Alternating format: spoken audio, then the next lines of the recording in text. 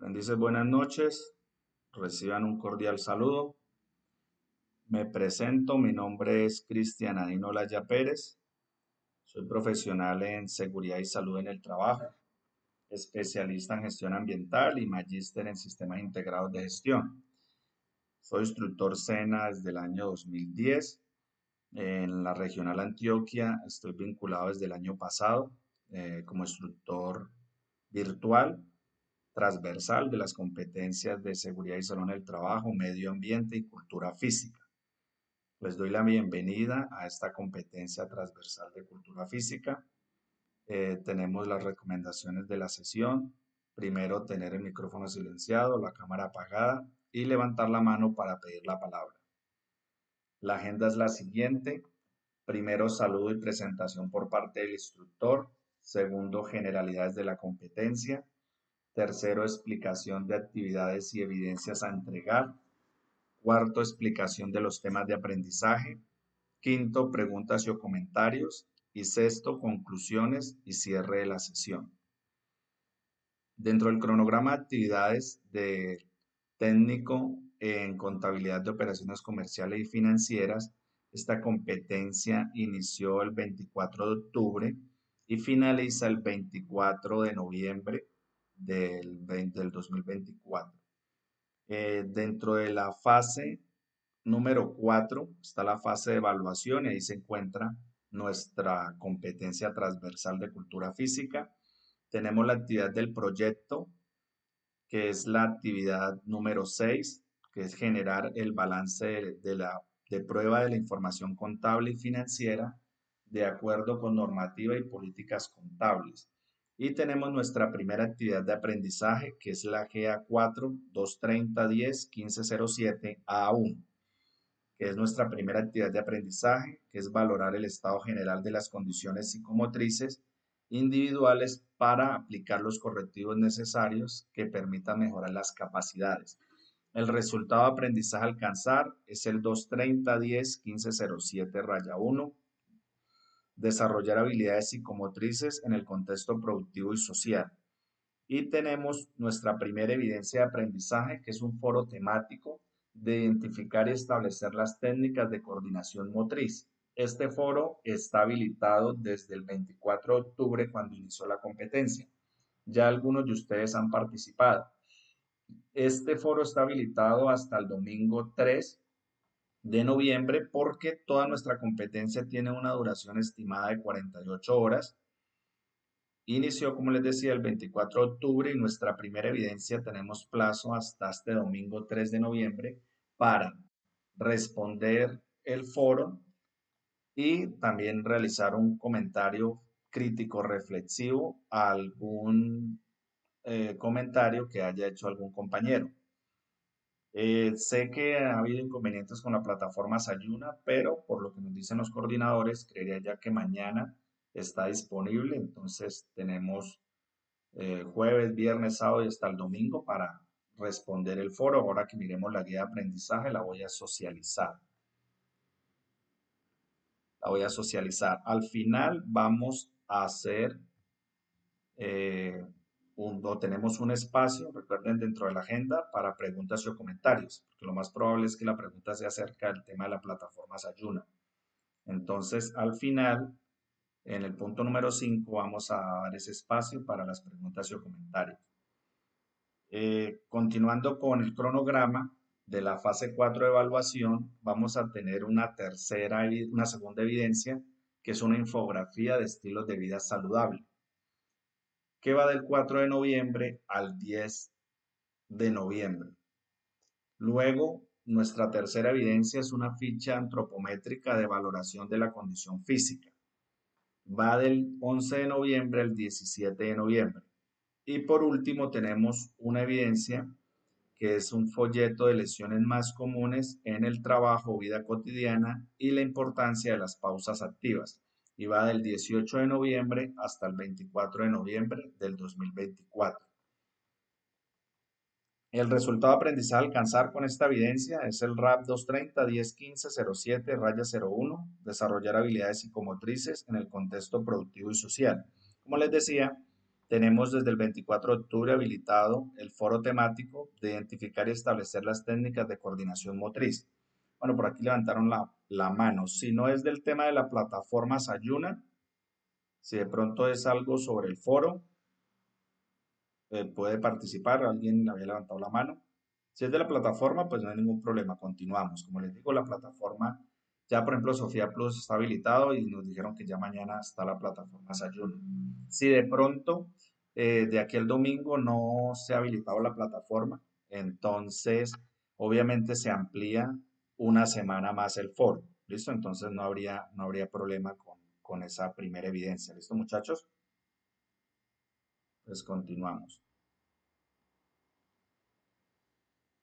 Nosotros en la plataforma Sayuna debemos ir a la fase 4 de evaluación, a la actividad de proyecto número 6. Ahí vamos a encontrar nuestro material de formación, que es actividad física y hábitos de vida saludable. Y vamos a encontrar nuestra primera actividad de aprendizaje, que es el foro temático. Dentro de los temas que vamos a mirar, primero es psicomotricidad, que es el que vamos a mirar hoy. Luego la próxima semana vamos a mirar el tema de nutrición e higiene, luego adecuación física para la vida y terminamos con el tema de ergonomía, porque todo el tema de actividad física, de deporte, de cultura física, hace parte de los estilos de vida saludable que miramos en seguridad y salud en el trabajo. Una de las áreas de la seguridad y salud en el trabajo es la medicina preventiva, que es el diagnóstico, prevención, que se encarga del diagnóstico, prevención y control de todas las enfermedades de origen común. Entonces, nosotros si llevamos un buen estilo de vida saludable, teniendo una buena alimentación, realizando actividad física, ejercicio, deporte y realizando, por ejemplo, pausas activas y estiramientos para el tema de ergonomía, podemos evitar muchas enfermedades de origen común.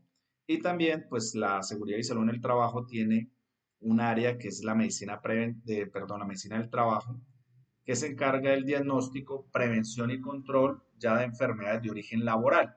Por ejemplo, el tema de la ergonomía, ahí vamos a mirar los peligros ergonómicos o biomecánicos, que si nosotros identificamos esos peligros, los evaluamos y los valoramos, podemos tomar medidas de control, ya sea en la fuente, en el medio o en el trabajador, o los controles jerárquicos que pueden ser por eliminación, sustitución, controles de ingeniería, controles administrativos o el uso de elementos de protección personal. Entonces, si hacemos esa buena identificación de esos peligros biomecánicos y ergonómicos, hacemos una buena evaluación y una buena valoración, pues podemos tomar esas medidas de control para evitar ese tipo de enfermedades laborales, que una vez ustedes ya se gradúen, van a enfrentarse a una vida laboral. Entonces, en la empresa donde van a trabajar, ya sea pública o privada, se van a encontrar ustedes con un sistema de gestión de la seguridad y salud en el trabajo. Dentro de este sistema de gestión está esa matriz de peligros y riesgos que dentro de esa inducción en seguridad y salud en el trabajo, ustedes les van a socializar esa matriz dependiendo del cargo, del puesto de trabajo que ustedes tengan. Asimismo, les socializan a los peligros a los que están expuestos y especialmente cuáles son esas medidas de control que usted debe tomar para evitar o enfermedades laborales o que llegue a suceder algún accidente de trabajo. Entonces, por eso es importante mirar el tema de la ergonomía.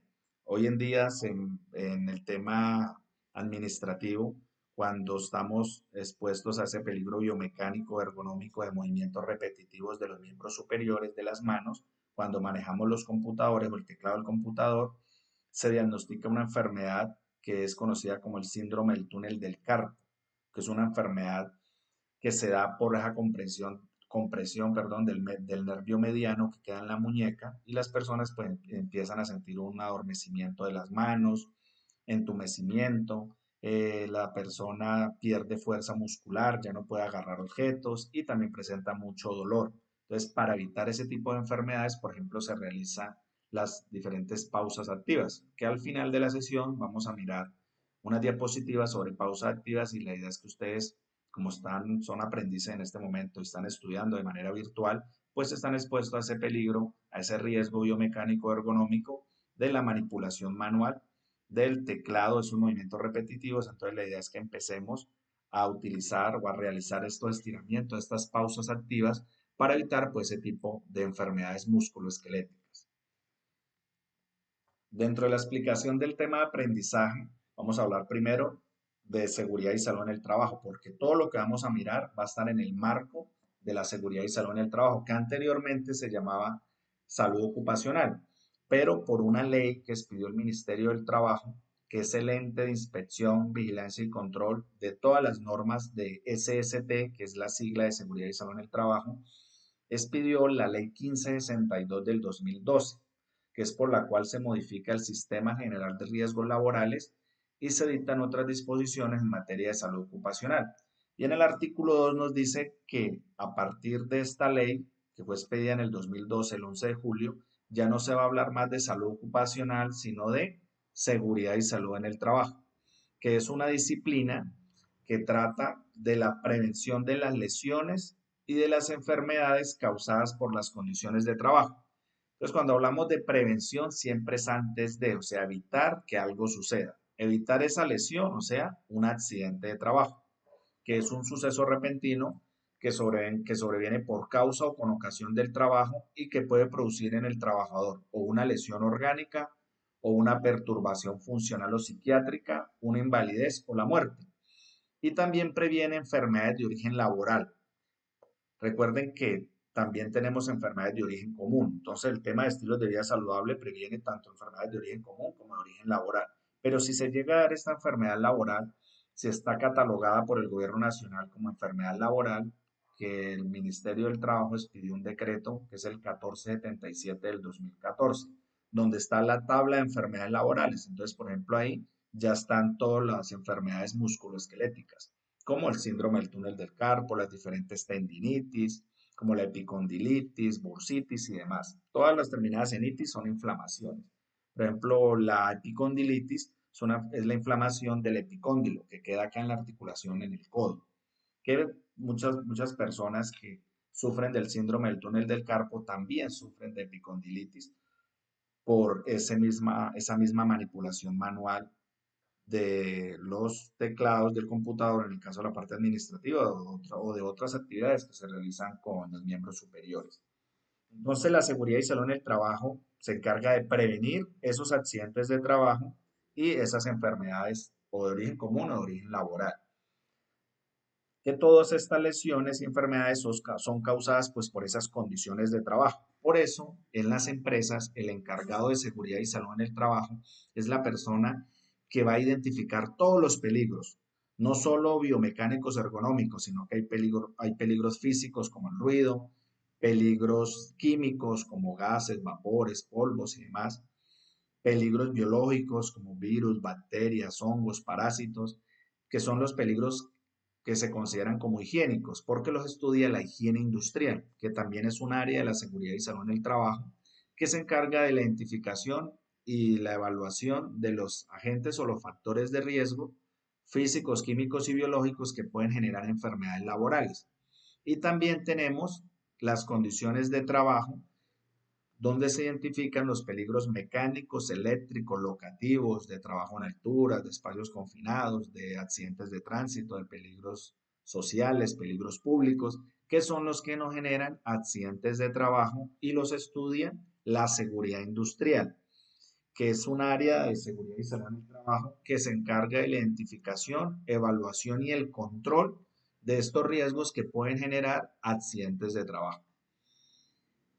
También esta disciplina se encarga de la protección y promoción de la salud de los trabajadores. Cuando hablamos de protección, podemos hacer referencia al uso de elementos de protección personal, como lo es el casco, las gafas, los guantes, el overol, las botas, que son suministrados por el empleador. El empleador tiene la obligación de suministrar estos elementos, que son artefactos o accesorios que son diseñados especialmente para proteger el cuerpo del trabajador de los riesgos que se expone cuando está laborando. Cuando hablamos de promoción de la salud de los trabajadores, podemos hacer referencia a la capacitación.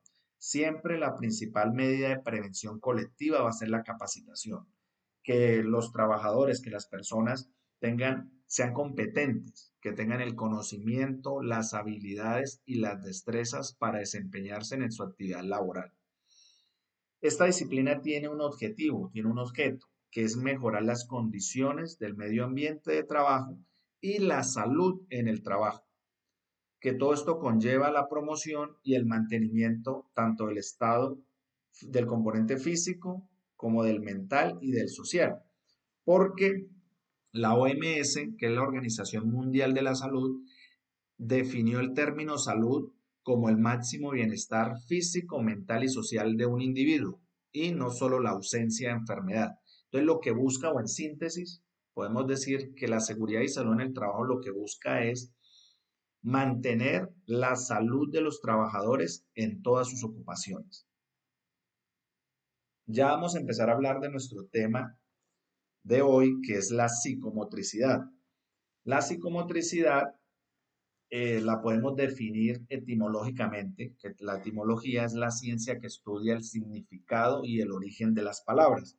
Entonces, por ejemplo, la palabra psicomotricidad viene de, o las palabras pueden venir o del griego o del latín, pero esta palabra psicomotricidad viene del griego, que nosotros podemos dividir los vocablos psico, que se refiere a la psiqui, al pensamiento o al pensamiento emoción, y la motricidad, que está basada en el movimiento y en el desarrollo motor.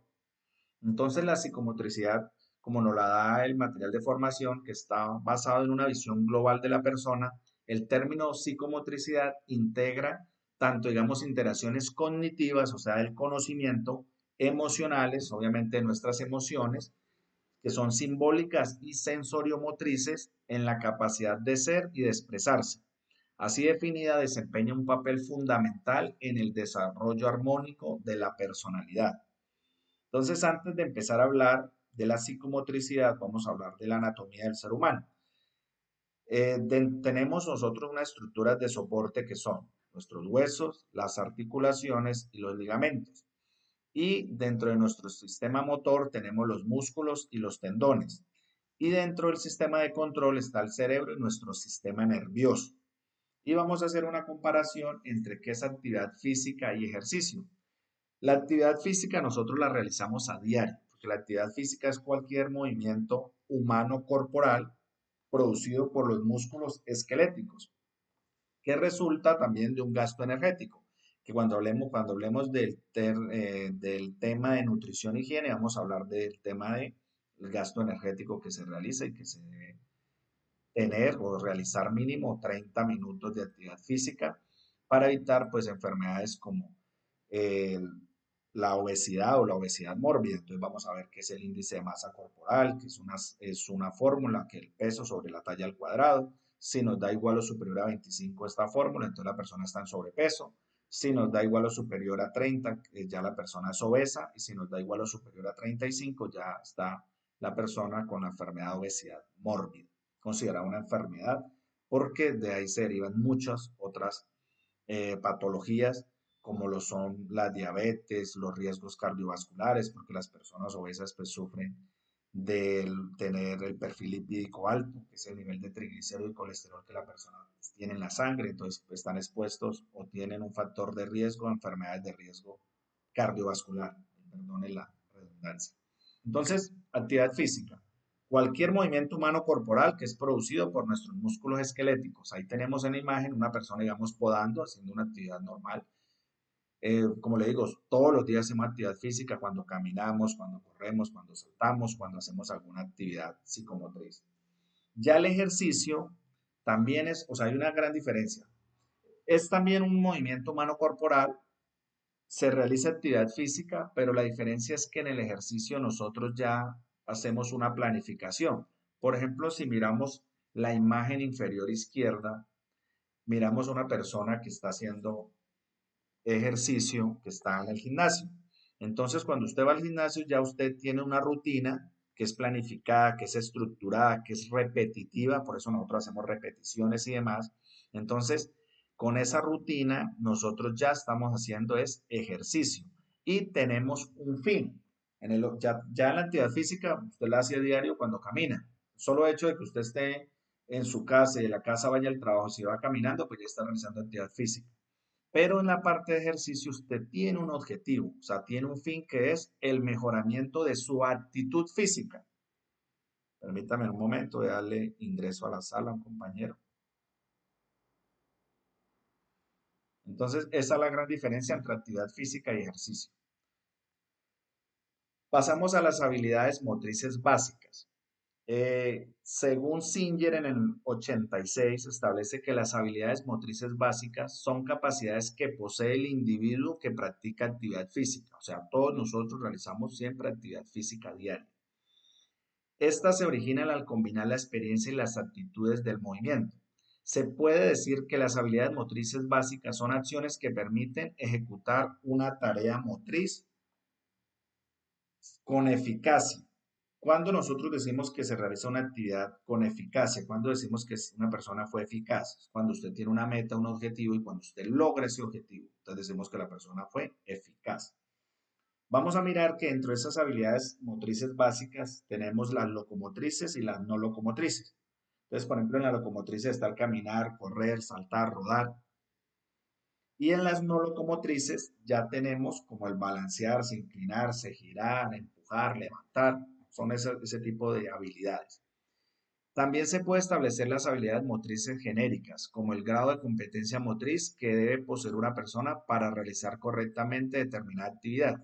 Entonces, obviamente, cuando usted realiza una actividad física, hace esa misma actividad todos los días, entonces usted ya va adquiriendo una habilidad motriz genérica. ¿Listo? Que usted ya posee esa competencia para realizar esa actividad de una forma correcta, una forma eficaz y con eficiencia.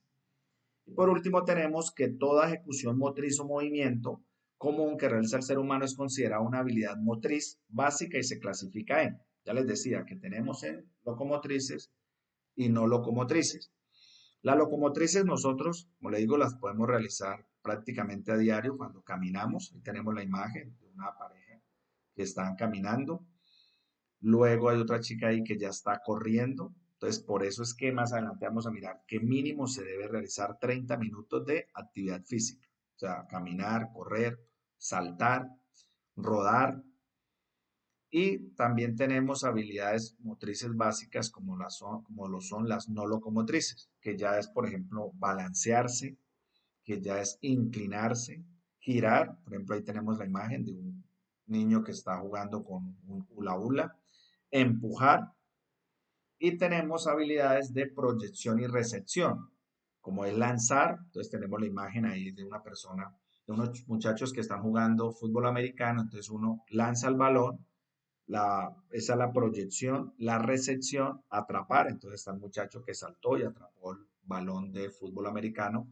Y por último tenemos el de golpear. Y está la imagen de dos personas, dos muchachos realizando o jugando al tenis. Entonces, ahí es cuando hacemos esa o utilizamos o realizamos esa habilidad motriz que es el de golpear.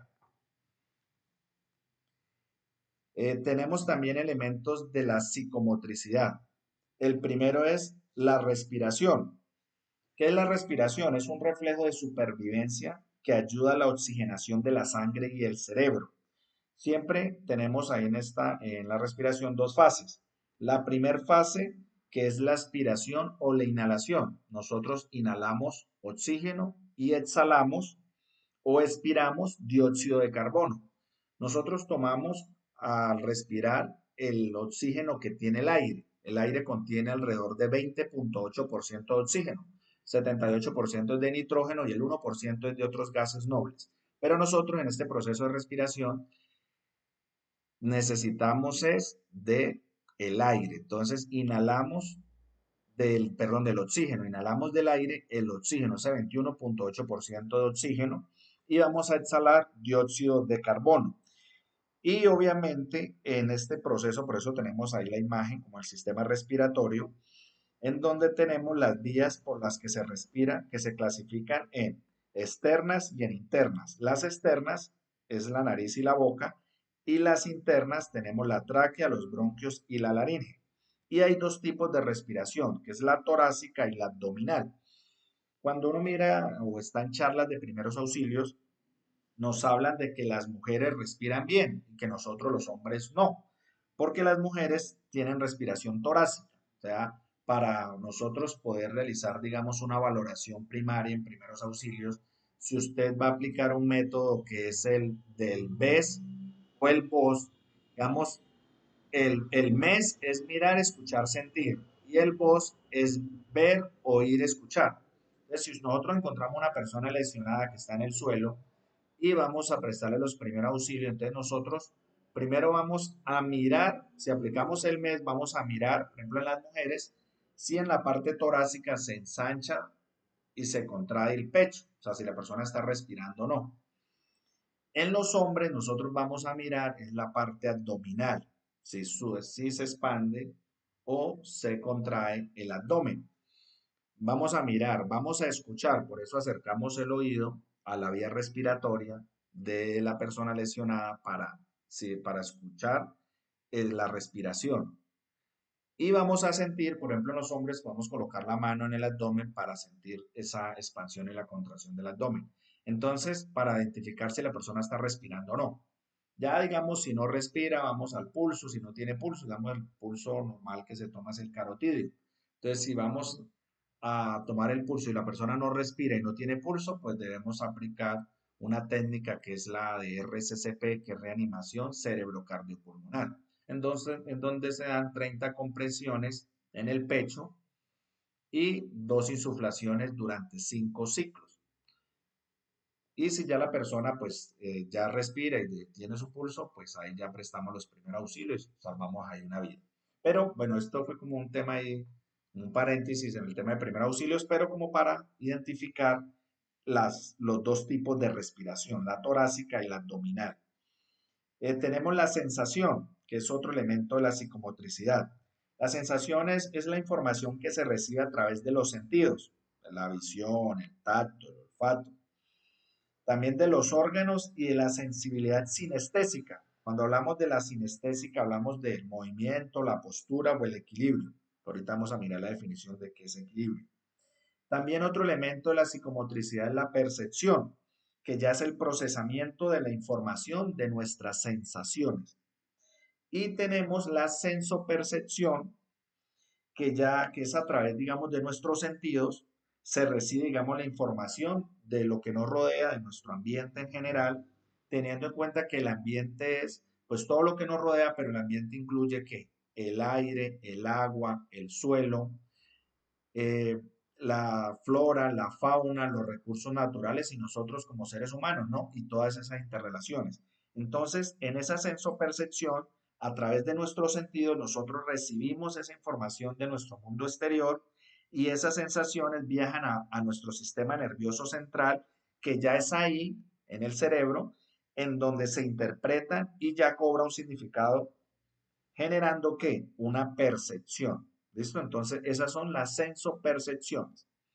Ya el tono muscular, ahí tenemos en la imagen superior derecha, bueno, como parte del sistema musculatorio.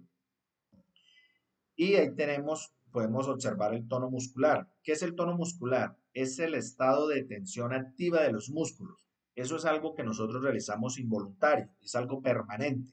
Y también varía según la intensidad y sirve como base para digamos, el movimiento y las diferentes posturas. La coordinación. Bueno, hablemos primero del equilibrio. El equilibrio ya es la habilidad que nosotros tenemos para ejecutar movimientos de manera armónica. Y tenemos la coordinación. En la coordinación se dividen en tres. Tenemos la coordinación global, la coordinación óculo-manual y la coordinación óculo-pedal. ¿Qué es la coordinación global? Se refiere, digamos, a la coordinación de nuestro cuerpo, algo de manera general, ¿no? Que es la global, es la de manera general. También tenemos la óculo-manual, que ya es la coordinación del ojo con la mano, y óculo-pedal, que es la coordinación del ojo con el pie. Y por último tenemos la lateralidad. ¿Qué es la lateralidad? Digamos, nosotros los seres humanos tenemos alguna preferencia, o sea, todos somos distintos, obviamente, entonces todos los organismos son diferentes y por eso algunas personas tienen preferencia de usar más un lado del cuerpo, ya sea, digamos, algunos el derecho y otro el izquierdo. Entonces, por ejemplo, la preferencia se da por la predominancia de un hemisferio, por ejemplo, del zurdo del hemisferio izquierdo la persona tiende a manejar más, digamos, su mano derecha, que es cuando hablamos de que la persona es diestra. Y al contrario, si usted es zurdo, está predominando o está manejando más el hemisferio derecho. Entonces ahí es cuando hablamos del tema de la lateralidad.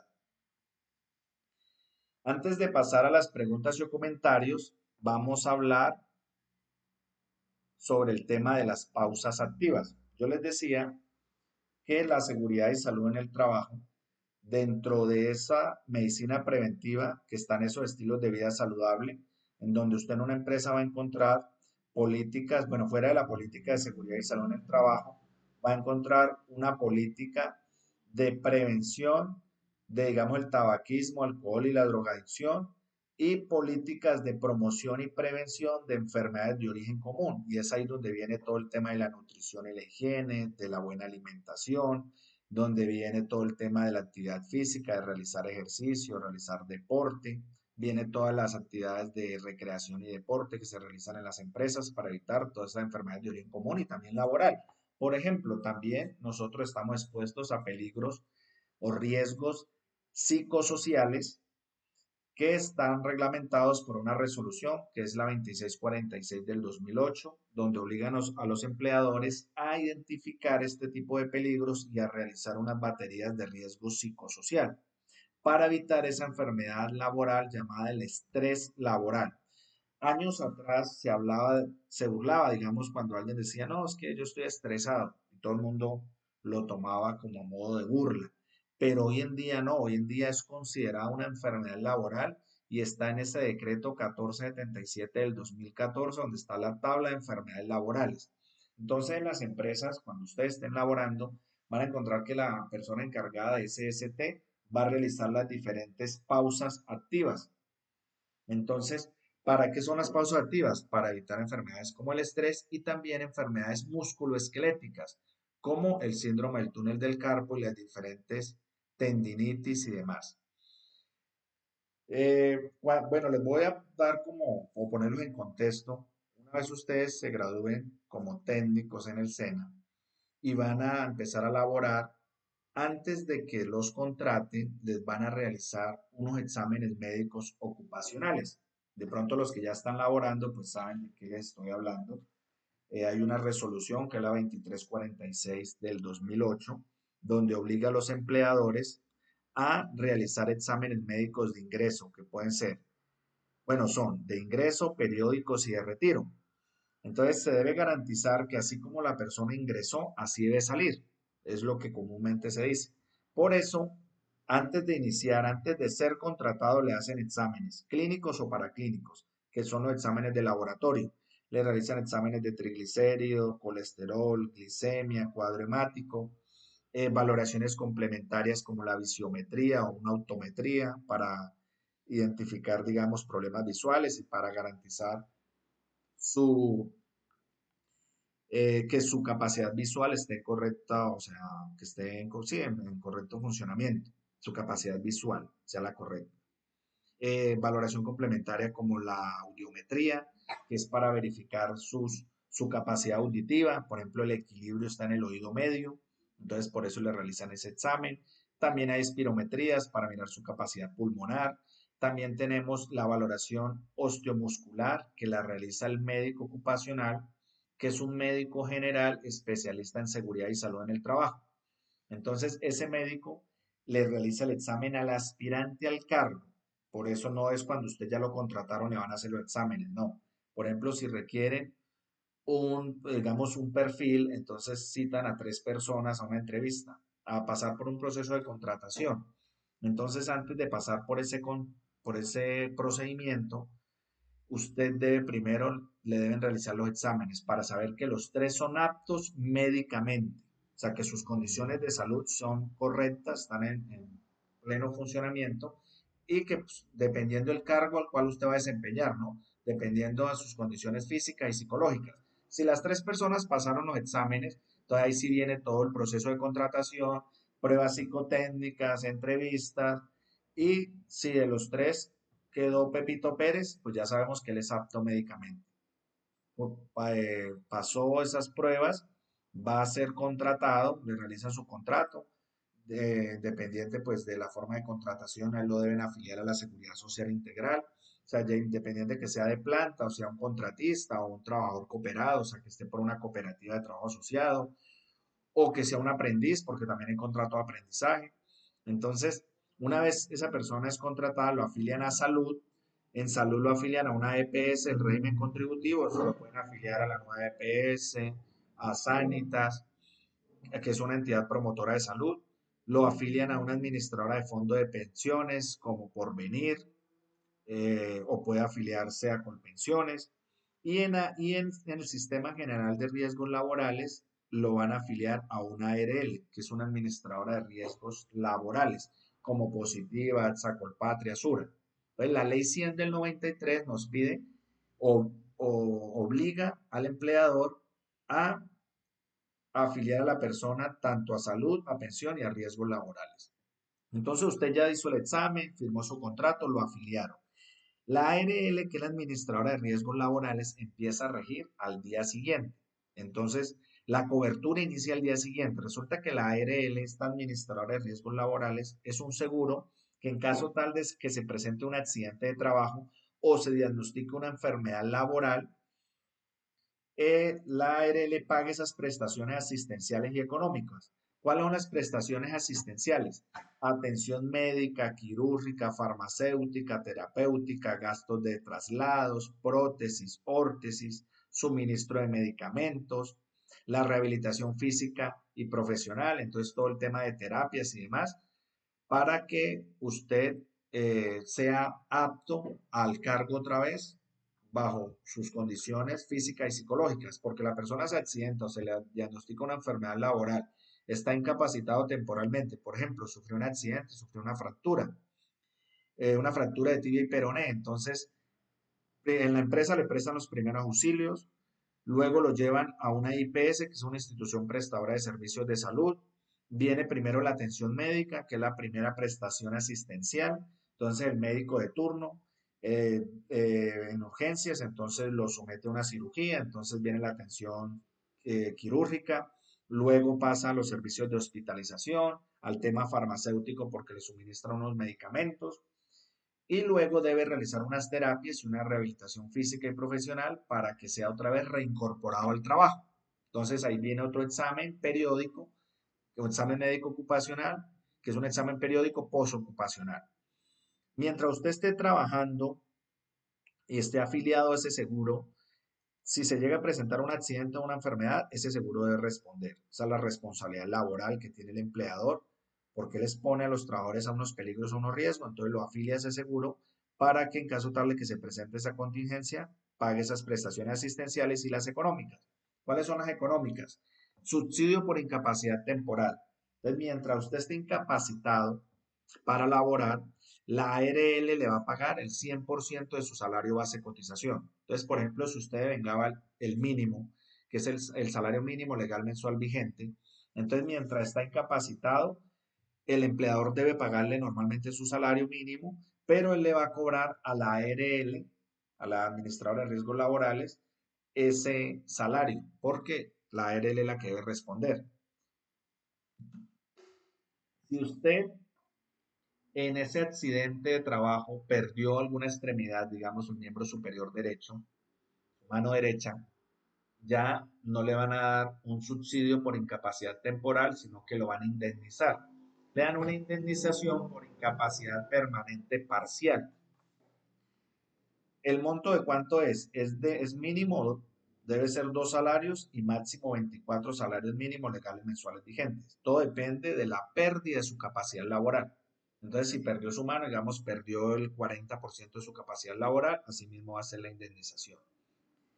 Debe perder igual o superior al 5% de su capacidad laboral, pero inferior al 50% para determinar que usted es merecedor de la indemnización por incapacidad permanente parcial.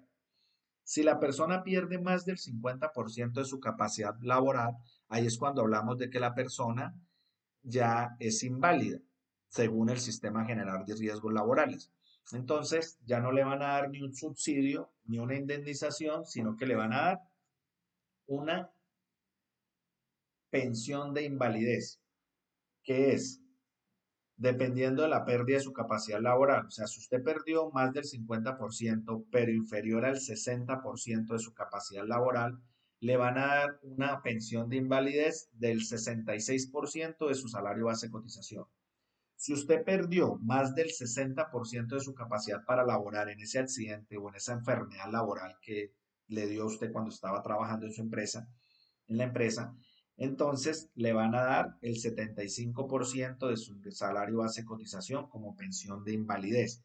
Si en el accidente la persona queda cuadraplégica, digamos que no pueda mover sus extremidades, entonces requiere de una persona para que le ayude a satisfacer, digamos, sus necesidades básicas, como es alimentarse, como es vestirse, bañarse y demás. Entonces el Sistema General de Riesgos Laborales le da un 15% más de pensión de invalidez para un total del 90% como de pensión de invalidez para que usted le pueda pagar a esa persona que le ayude, digamos, una enfermera y demás. Ahí estamos hablando de la pensión de invalidez, que es la tercera prestación económica. Si en el accidente la persona muere, entonces ya no le van a dar ni un subsidio por incapacidad temporal, ni una indemnización por incapacidad permanente parcial, ni una pensión de invalidez, sino que les van a dar, ya es una pensión de sobrevivientes. Los beneficiarios de esta pensión, primero es la esposa, cónyuge o compañero sentimental. Si es mayor de 30 años, la pensión es vitalicia, o sea, para toda la vida. El monto es del 75% de su salario base de cotización para una persona afiliada y para un pensionado es del 100% de su salario base de cotización. Si usted no tenía esposa, cónyuge, compañera sentimental o permanente, pero tenía hijos menores de 18 años, la pensión es para ellos. Si tenía hijos, perdón, si no tenía hijos menores de 18, pero tenía hijos mayores de 18, menores de 25, que por razón de sus estudios no pueden trabajar, entonces la pensión es para ellos. ¿Qué quiere decir eso? Que una persona, que su hijo esté estudiando todos los días de lunes a viernes de 8 a 12 y de 2 a 6. Entonces no tiene tiempo para trabajar, porque si estudia solo los fines de semana, pues no le van a dar la pensión.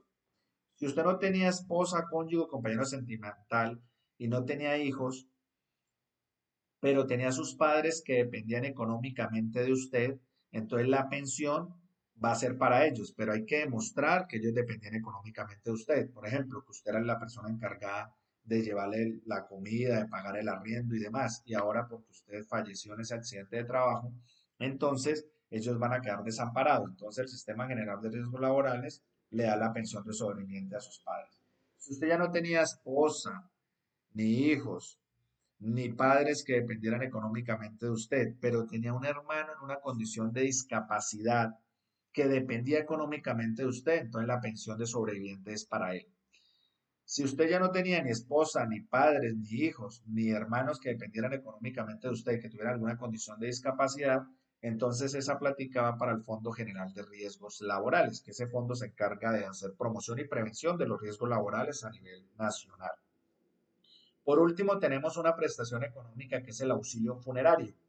Si una persona logra demostrar que sufragó los gastos de entierro, el sepelio, de la funeraria, que pagó todos esos gastos, entonces el Sistema General de Riesgos Laborales le da un auxilio funerario que no es inferior, no puede ser inferior a 5 salarios ni superior a 10 salarios mínimos legales mensuales vigentes.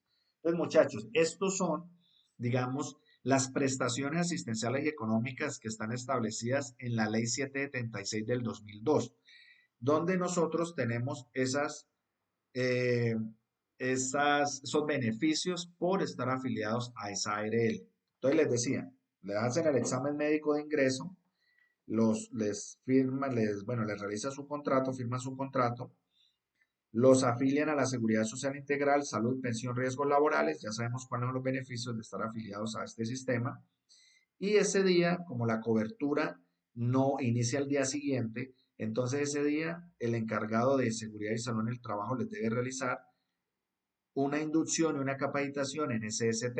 En la inducción le socializan el organigrama de la empresa, el mapa de procesos de la empresa, el perfil de su cargo, cuál es el manual de funciones, cuáles son todas las actividades o las funciones que usted debe desarrollar dentro de la empresa. Le socializan la matriz de peligros y riesgos que les decía ahora, en donde están todos esos peligros físicos, químicos, biológicos, mecánicos, eléctricos, locativos a los que ustedes van a estar expuestos en su cargo, en su puesto de trabajo, y especialmente las medidas de intervención para prevenir tanto el accidente de trabajo como las enfermedades laborales. Y también esa persona de SST se encarga de, según su perfil, enviarlo a unas capacitaciones, unas certificaciones especiales. Por ejemplo, si usted donde va a trabajar va a realizar también mantenimiento o esa persona realiza mantenimiento y trabaja a más de 2 metros en alturas, tiene riesgo de caídas, entonces no es solo la inducción, sino que debe enviarlo a una empresa que lo capacite en trabajo en alturas para que tenga esa competencia. Entonces, todo depende de su cargo y de su manual de funciones, de las actividades que usted va a desarrollar dentro de la empresa. Luego de que recibe esa inducción y capacitación y esté certificado dependiendo las competencias, les van a entregar los elementos de protección personal, dependiendo el cargo, ¿no? Y usted firma ese formatico tanto en la inducción, de las capacitaciones y firma el formatico de entrega de elementos de protección personal que deben estar certificados.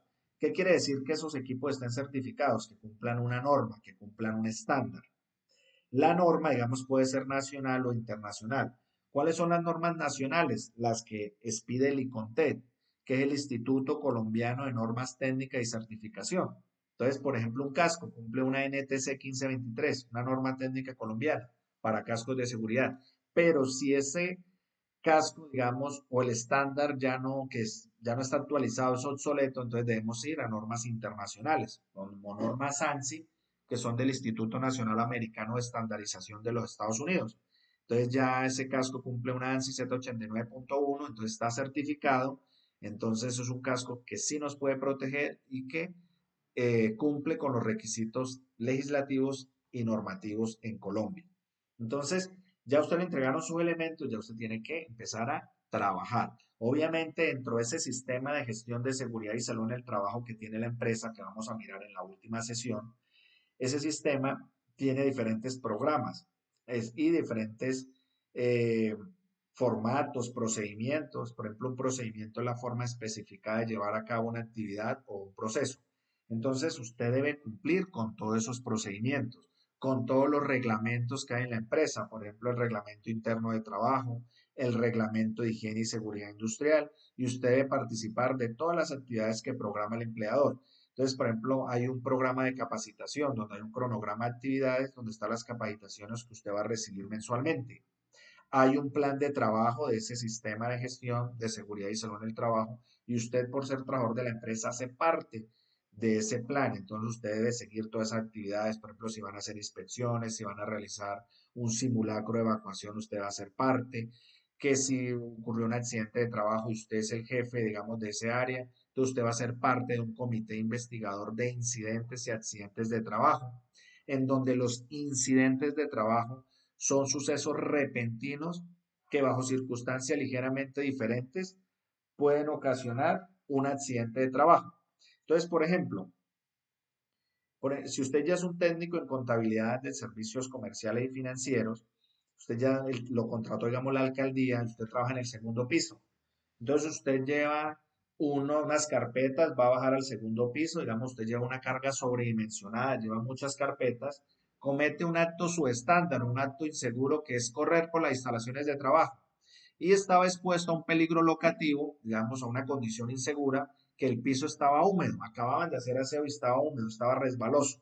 Y como usted iba corriendo y con la carga sobredimensionada no podía mirar bien por dónde caminaba, entonces se resbaló y se cayó por las escaleras, pero no le pasó nada, solamente fue el golpe, lo atendieron por primer auxilio y no le pasó nada. Entonces ahí hablamos de un incidente de trabajo, que es un suceso repentino que bajo otra circunstancia ligeramente diferente le hubiera podido ocasionar un accidente de trabajo.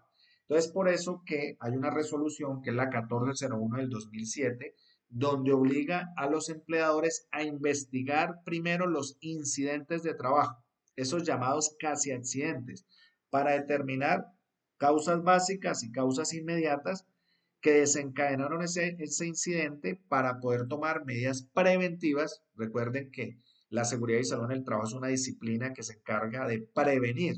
esas lesiones, esos accidentes. Entonces tomamos medidas preventivas para evitar un accidente de trabajo, que el accidente ya sería que el técnico corrió, se resbaló y cayó por las escaleras, pero tuvo una fractura de tibia y peroné. Entonces ahí ya es accidente de trabajo.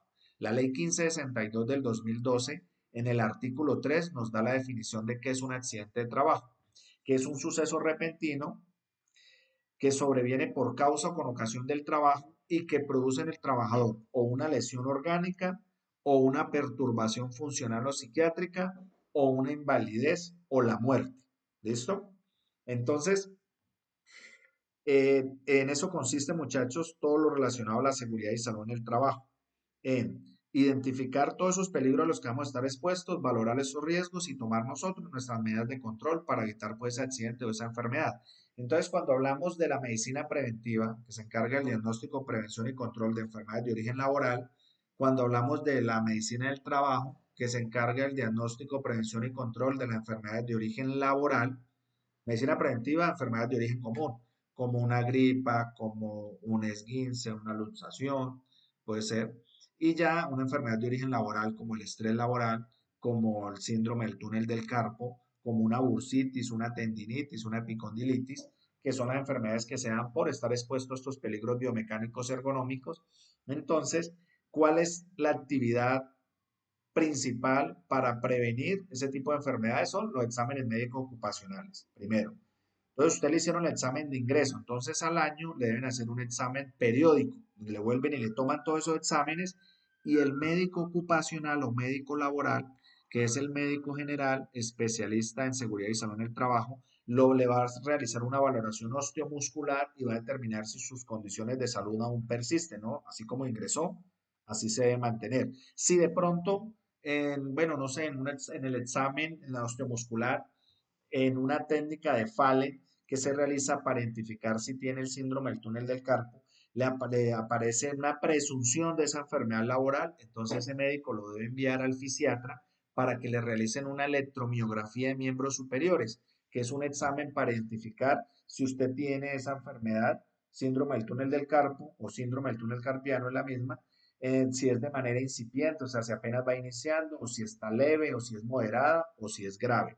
Entonces, para prevenir esa enfermedad, entonces, de pronto en la electromiografía le aparece que está de manera incipiente ese síndrome del túnel del carpo en la mano derecha, por si usted maneja, si tiene predominancia de su mano derecha, el tema de lateralidad, que hablamos ahora de los elementos de la psicomotricidad. Entonces, usted es diestro, entonces maneja obviamente más su mano derecha y ya tiene de manera incipiente la enfermedad, o sea, apenas le está iniciando. Entonces es ahí donde se debe establecer un sistema de vigilancia epidemiológico para desórdenes musculoesqueléticos y prevenir que a usted le dé esa enfermedad. Y una de las actividades que se realizan son las pausas activas, que quiero que siempre tratemos de realizarlas en todas estas 4 sesiones que vamos a realizar de cultura física. Esta actividad o este tema es el último tema de la competencia, pero quiero que iniciemos nosotros a tomar conciencia de estas enfermedades que se están dando, no solo de origen laboral, como les digo, también hay muchas amas de casa, hay muchos estudiantes que están y que laboran también en actividades administrativas, que manejan un computador, se está presentando mucho esta enfermedad. Entonces, y no solo el síndrome del túnel del carpo, también si la silla no es ergonómica, entonces la ergonomía, por ejemplo, es la ciencia que trata de adaptar la máquina al hombre y no que el hombre se tenga que adaptar a la máquina. Entonces, por ejemplo, una silla ergonómica es aquella que se puede ajustar a su cuerpo. Entonces, que se puede bajar o subir el espaldar, el asiento, se hace un análisis del puesto de trabajo en donde se toman todas las medidas antropométricas que tiene el trabajador. Bueno, ese tema lo vamos a mirar al final. Entonces, esta ergonomía es la que, esta ciencia, que es un área de la seguridad y salud en el trabajo, nos da estas medidas de prevención como las pausas activas que nosotros vamos a realizar, muchachos, para evitar esa enfermedad. Como le digo, ya no es solo de origen laboral, sino que también es de origen común. Es más, se han demostrado que hay diferentes hernias discales. Obviamente se da con el tiempo, una enfermedad laboral no sea que usted esté 15, 20 días o un año, 2 años expuesto a esa condición por no tener una silla ergonómica, por no tener un análisis del puesto de trabajo. No, eso se da con el tiempo, 5, 8, 10, 15 años. Pero si nosotros empezamos a realizar estas pausas activas, evitamos ese tipo de enfermedades, como cervicalgias, lumbalgias y hasta hernias discales se han presentado por no realizar pausas activas, por las personas adoptar posturas inadecuadas, por no tener esa silla ergonómica y demás. Entonces vamos a mirar las pausas activas. ¿Qué son las pausas activas? Entonces son breves descansos durante la jornada laboral que sirven para recuperar energía, mejorar el desempeño y eficiencia en el trabajo, a través de diferentes técnicas y ejercicios que ayudan a reducir la fatiga, en este caso la fatiga muscular, disminuir trastornos musculoesqueléticos y también prevenir el estrés, o sea, también la fatiga mental. Importancia de las pausas activas. Disminuye el estrés. Recuerden que el estrés ya es considerado una enfermedad laboral. Favorece el cambio de posturas y rutina de trabajo. Libera el estrés articular y esa fatiga muscular. Favorece la autoestima y la capacidad de concentración en la jornada laboral. Disminuye el riesgo de enfermedades laborales, como las que hemos nombrado. Si gustan, muchachos, les recomiendo que revisen ese decreto 1477 del 2014, donde está la tabla de enfermedades laborales para Colombia. Ahí aparecen, en la última parte vamos a encontrar todas las enfermedades por factores de riesgos biomecánicos o ergonómicos. Desarrollo de las pausas activas, entonces son muy sencillas. Bueno, primer ejercicio, como está en la imagen, ¿qué se debe realizar? La persona se debe colocar de pie. Lo ideal, muchachos, es que si ustedes están así sea estudiando, van a trabajar, van a estudiar, digamos, de 6 a 10 de la noche. Entonces, cada hora debemos hacer una pausa activa. Entonces, paramos el trabajo y realizamos la pausa activa. Entonces, nos ponemos de pie. Tenemos, bueno, la espalda y cabeza recta, pies al ancho de hombros con la ayuda de una mano. Como está en la imagen, debe llevar la cabeza hacia un lado como si tocara el hombro con la oreja, hasta sentir una leve tensión. Debe ser suave. No nos podemos, digamos, realizar de manera brusca porque nos podemos lesionar. Si estamos tensionados en una misma posición ahí frente al computador por más de una hora y si llegamos muy bruscamente y hacemos ejercicio, pues nos podemos lesionar. Entonces, por eso de manera suave y debemos sostener mínimo 10 segundos, ¿listo? Y luego realizamos el mismo movimiento hacia el otro lado durante también 10 segundos, como está en la imagen. Segundo ejercicio, nos ponemos de pie, tenemos la espalda recta, los pies abiertos al ancho de los hombros. Debemos elevar los hombros lo que más pueda y sostener esta posición durante 10 segundos. Recuerde que también lo debemos hacer lentamente. ¿Listo? Para no lesionarnos. Ejercicio número 3. Llevar el brazo hasta el lado contrario, como está en la imagen, ¿no? Y con la otra mano acérquelo hacia el hombro.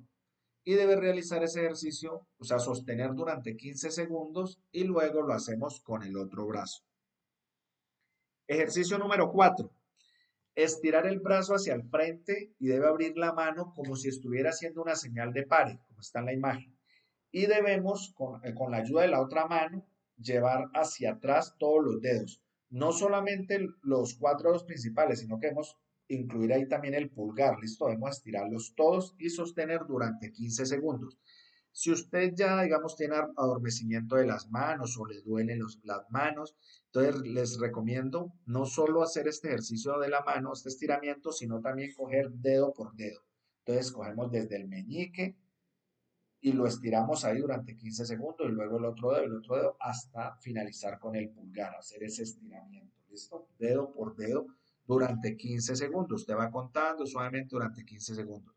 Si nosotros tomamos este hábito saludable y lo hacemos, muchachos, desde ahora como aprendices, yo sé que cuando ustedes ya sean técnicos y próximamente, en un futuro no muy lejano, profesionales, porque el SENA tiene muchos convenios. Ustedes saben que hay convenios con diferentes universidades como la UNAD, la Uniminuto, hay muchas universidades a nivel nacional en donde les homologan a ustedes como técnicos, digamos, pueden homologar algunos semestres de la universidad para realizar la carrera profesional, digamos, en contaduría, puede ser.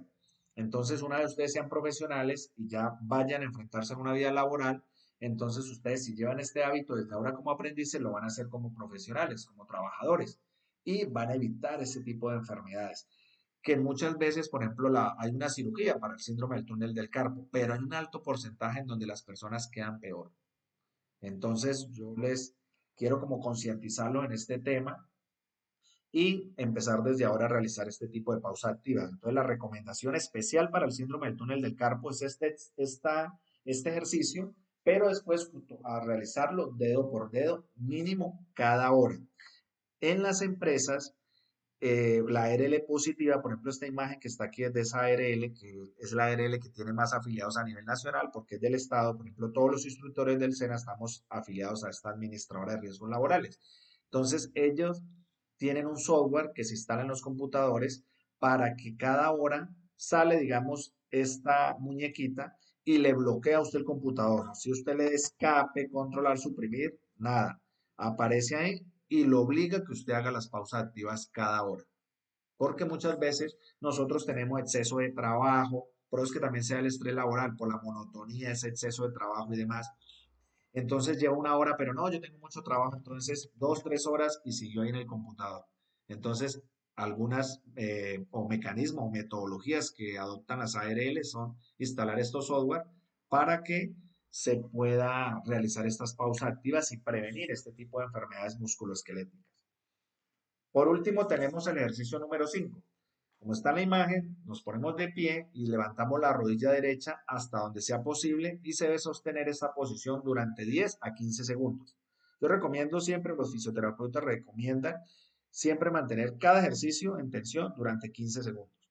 Se debe mantener la espalda recta, obviamente el ejercicio se hace suave, porque nosotros nos podemos lesionar, porque si usted adopta una postura durante 3, 4 horas y luego va a hacer este ejercicio y no mantiene la espalda recta, se puede lesionar. Luego repetir con la otra pierna. Estos son sencillos, muchachos, algún ejercicio sencillo. Usted en internet puede buscar diferentes pausas activas y hay cualquier cantidad de pausas activas. Listo, muchachos, ahora sí pasamos a la sesión de preguntas y comentarios. Aquí le ofrezco disculpa a la persona que había alzado la mano, pero ahora ya puede alzar la mano y ya lo escucho. Bueno, ¿tienen alguna pregunta, algún comentario, muchachos?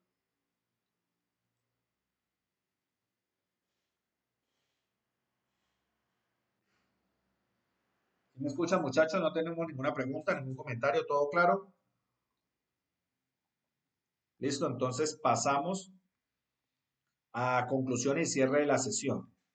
Entonces, ¿qué podemos concluir, muchachos? Que dentro de la seguridad y salud en el trabajo tenemos esta área de medicina preventiva y de la ergonomía que se encargan de identificar, prevenir y controlar todas esas enfermedades de origen común, ¿no? Vamos a hablar de origen común porque en este momento somos aprendices, pero hay algunos que están trabajando y ya están un tema laboral, entonces también vamos a hablar de la medicina del trabajo, que se encarga del diagnóstico, prevención y control de las enfermedades de origen laboral.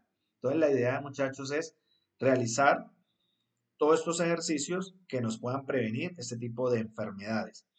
Inicialmente tenemos una evidencia que es un foro temático. Recuerden, voy a mostrarles acá la guía de aprendizaje. Como la plataforma Sayuna en este momento no está habilitada, vamos a ver la guía de aprendizaje, donde aparece la competencia transversal de generar hábitos saludables de vida mediante la aplicación de programas de actividad física en los contextos productivos y sociales. Esta es nuestra competencia transversal. Leen la presentación, la formulación de actividades de aprendizaje, tenemos la actividad de aprendizaje de la competencia transversal y tenemos la primera actividad, muchachos, de nuestra guía es valorar el estado general de las condiciones psicomotrices individuales para aplicar los correctivos necesarios que permitan mejorar las capacidades. Tiene una duración de 12 horas. El material a consultar se llama habilidades psicomotrices y de pensamiento. Y tenemos